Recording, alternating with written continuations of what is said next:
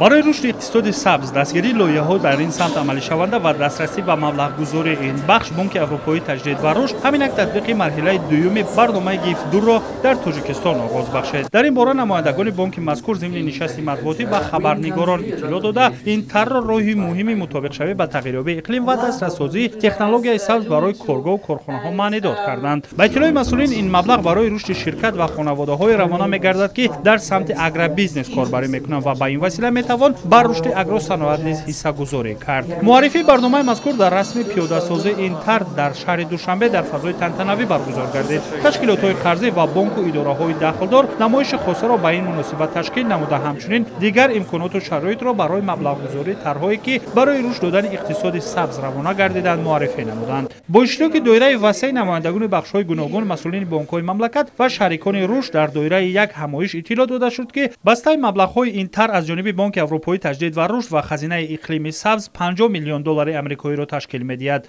باید گفت که در مرحله اولی برنامه مبلغ‌گذاری اقتصادی سبز در تاجیکستان مکانیزم معاصر دستگیری لایحه‌هایی که به صرفه نیروی برق، کاهش‌دهی تاثیررسانی به محیط زیست و حفظ ذخیره‌های آبی روانه گردیدند تشکیل کرده شد. در دوره دوم این لایحه باشد با نظرداشت فعالیت و امکانیت‌های فراگیری با تشکیلات‌های مالیوی چون بانک اروند، تشکیلات قرضی خرد هوما و ایمان اینترنشنال از این حساب مبلغ جدا گردیده است تا میزاجان با وسیله این مؤسسه‌های قرضی توانند به این مبلغ‌ها دسترسی داشته باشند. در دایره تدبیر امروزه همچنین دیگر وسیله‌های دسترس‌سازی مبلغی مذکور و راه‌های ثمراناک استفاده بردن آن مورد بررسی قرار داده شد.